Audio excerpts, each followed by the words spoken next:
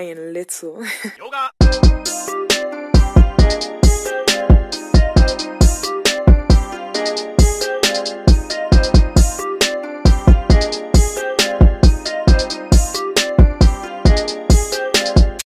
Cerita kita diperlihatkan saudara kembar Romulus dan Remus. Mereka berdua adalah pengembala kambing. Di tengah hujan, Romulus berdoa kepada Dewi Tripartit. Tidak lama kemudian, suasana berubah mencekam. Segerombolan burung berterbangan dari arah seberang.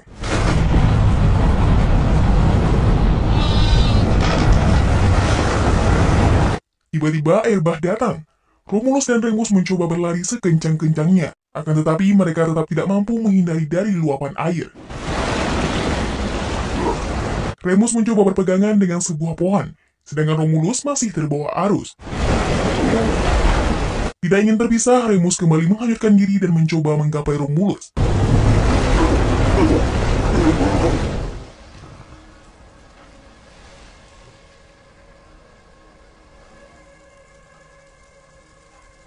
Mereka berdua akhirnya terdampar. Kemudian mereka dibawa oleh bangsa Alba dalam kondisi terikat.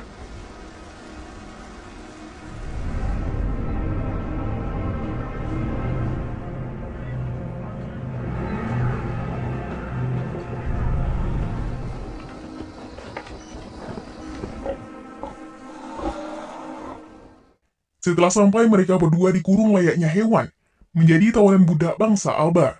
Selain mereka, juga ada budak lainnya yang bernasib sama.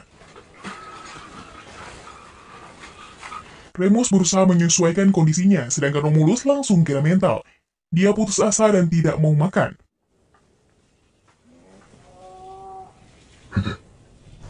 Hingga malam hari, ternyata bangsa Alba akan mengadakan sebuah ritual mengerikan. Tawanan dibariskan dalam kondisi lapar dan haus. Keluarlah perempuan berbaju merah yang dipanggil dengan Satne sebagai pemimpin ritual tersebut. Kemudian ia menghampiri para budak sambil membawa semangkuk darah.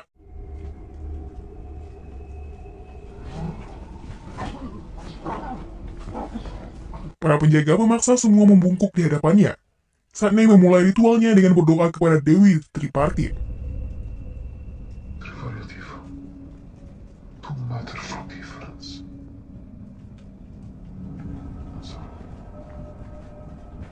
Setelah pemujaan, para budak dipaksa bertarung satu sama lain sampai mati.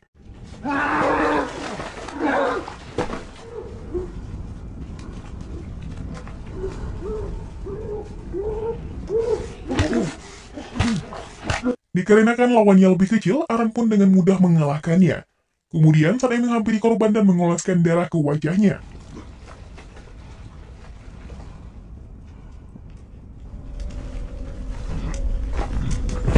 Pada pertarungan kedua, Romulus terpilih lalu diseret ke tengah area.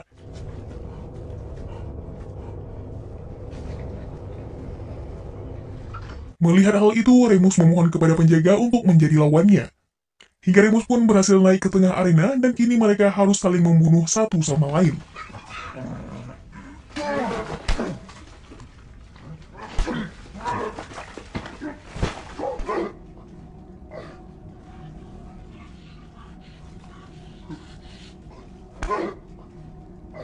Seketika pikiran Remus terseret ke masa lalu, di mana sang ibu menyuruh mereka untuk saling menjaga dan melindungi satu sama lain.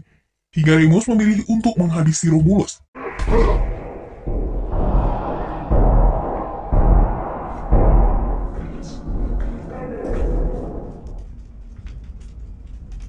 Di saat Satne mengoleskan darah, ternyata Romulus masih hidup. Saat itulah pemberontakan besar terjadi.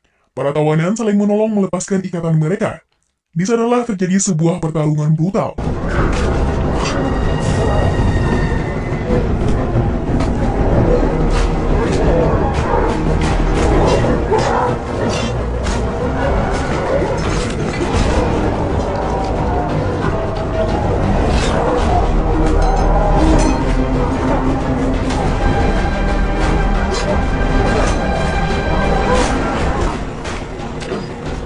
Romulus mengacungkan pedangnya di hadapan Satne. Tiba-tiba serangan dari belakang menusuk tubuh Romulus. Remus langsung menolong sang kakak. Untungnya tusukan itu tidak mengenai organ vital.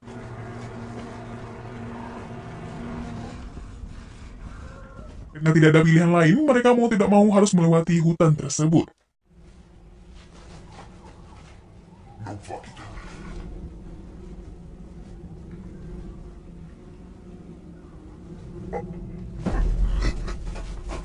Tiba-tiba Romulus roboh. Luka tusuk di pelukannya membuat kondisi Romulus semakin melemah. Tefari menyarankan agar membiarkan Romulus mati dengan tenang, karena ia mungkin tidak sanggup meneruskan perjalanan. Remus tak ingin dipisahkan, jadi ia tetap membawanya.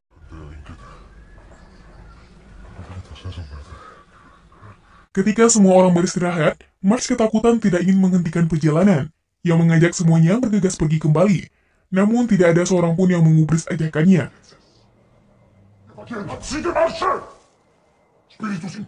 Ia malah berteriak mengatakan tempat tersebut tidak aman. Banyak roh jahat yang akan mencelakainya, sehingga Mars lebih memilih pergi sendirian. Saat terbangun dari tidur, ia melihat Tefari membekap Romulus. Remus pun langsung menghadangnya.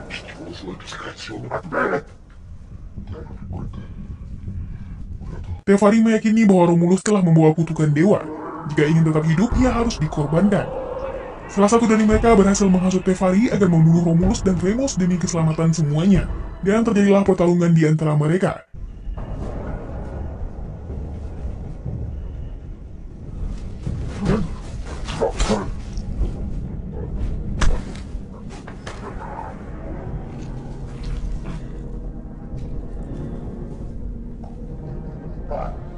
Remus berhasil memunculkan Tefari dan terpaksa ia membunuhnya. Setelah itu, Remus menantang siapa lagi yang ingin mati. Semuanya terdiam, si penghasut juga tidak lagi mempunyai nyali.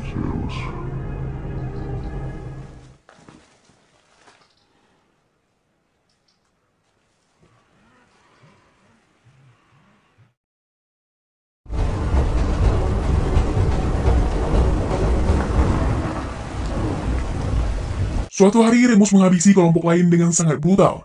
Remus meluapkan emosinya dan mengeluarkan sisi gelapnya.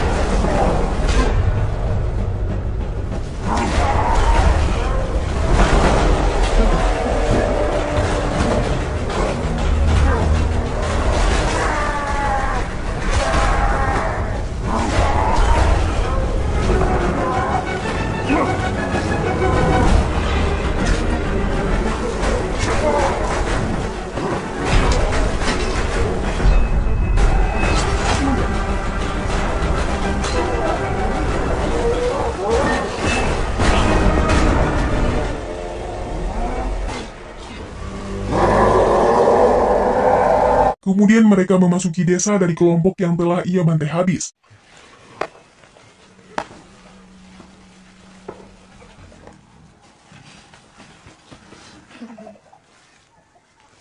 Remus menghadap ke kepala desa dan menyatakan bahwa sekarang dialah yang menjadi penguasa baru desa tersebut.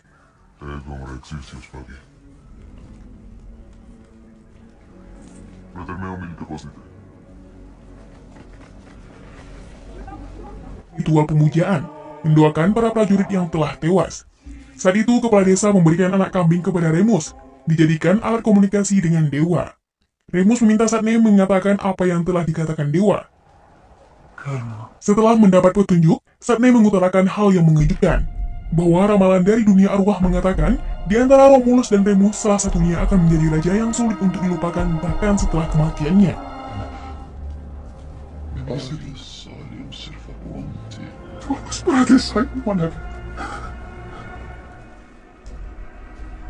Tubuh Satne bergetar, lalu ia mengatakan bahwa di antara mereka berdua hanya satu yang tersisa, dan yang lainnya akan masuk pada kegelapan abadi. Maka jika Remus ingin menjadi raja, ia harus membunuh Romulus, karena dari pertarunganlah akan lahir seorang raja. Darah tersebut akan menjadi kekuatan dan juga restunya.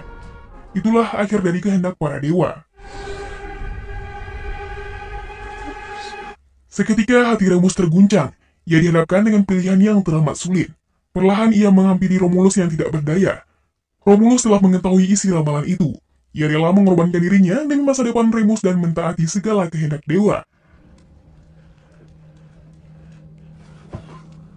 Di saat akan menghabisi Romulus, Remus tiba-tiba meragukan ramalan yang diucapkan Satne. Ia anggap semuanya adalah kebohongan. Remus bergegas menemui Satne lalu meluapkan emosinya, dan menganggap dewa hanya ingin semua orang mati. Kepala suku berani mendorong Remus, sehingga dia menjadi sasaran. Remus tidak ragu untuk menggorok lehernya.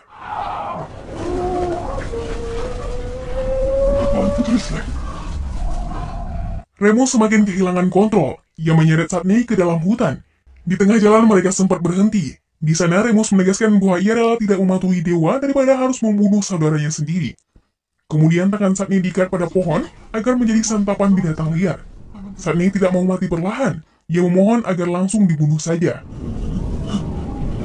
Remus ingin menantang dewa. Jika memang kuasanya ada, maka dewa tidak akan mungkin membiarkan Satney mati.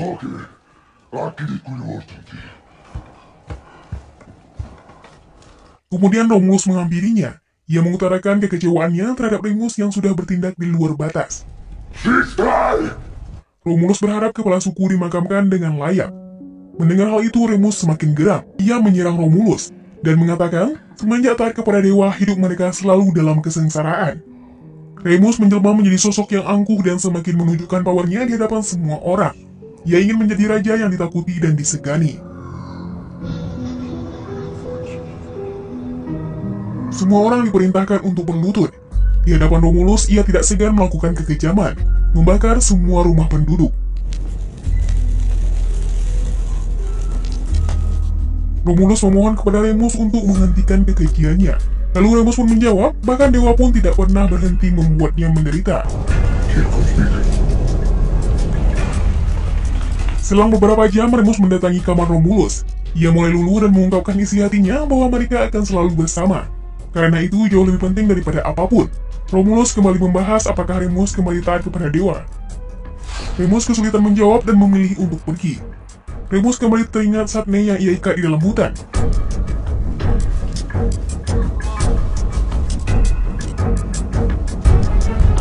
Ketika Remus menghampirinya, kondisi Satney sangat memprihatinkan. Di ujung nafasnya, ia meminta Remus untuk lari. Jika tidak, maka akan terjadi sebuah kematian.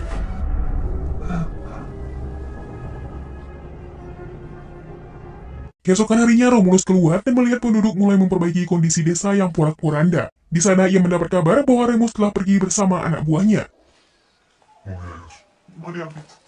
Romulus menyalakan kembali api suci yang menjadi simbol kekuatan dewa. Setelah berhasil, mereka semua mengubur jasad kepala desa.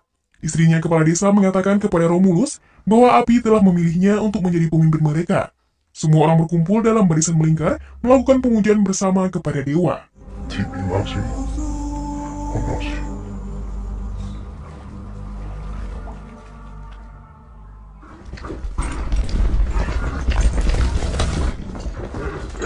Selang beberapa saat, Romulus melihat prajurit Alba yang kemungkinan sedang mengejar kelompok Remus.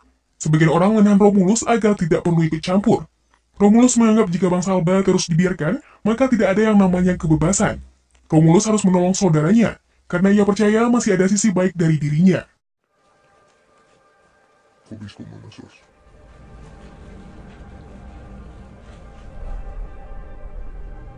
Kini Remus beserta pasukannya bersiap menyeberangi sungai. Namun ia keburu diserang prajurit Alba.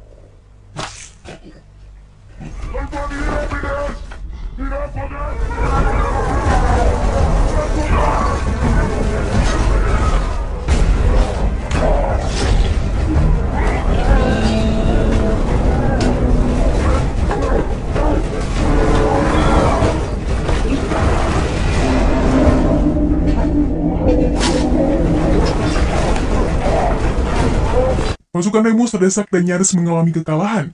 Untungnya Romulus datang dengan membawa sejumlah prajuritnya. Mereka berdua saling menyatukan kekuatan melawan serangan Alba.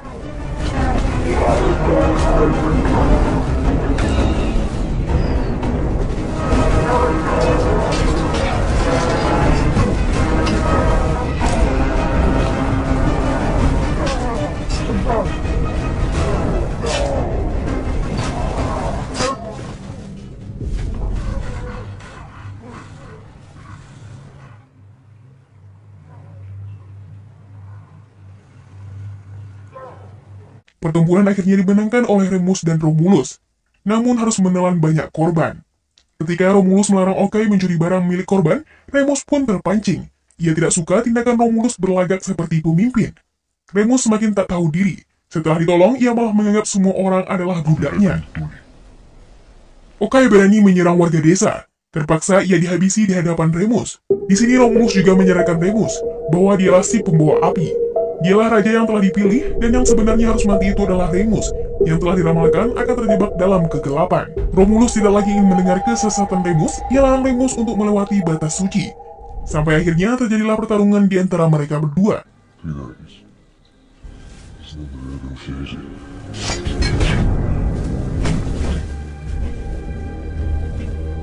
Semua orang hanya bisa menunggu takdir. Siapakah yang akan terpilih menjadi raja? Kekuatan Remus lebih unggul dibanding Romulus. Pemenang sudah di depan mata. Namun takdir berkata lain. Ternyata Romulus berhasil mengalahkan Remus.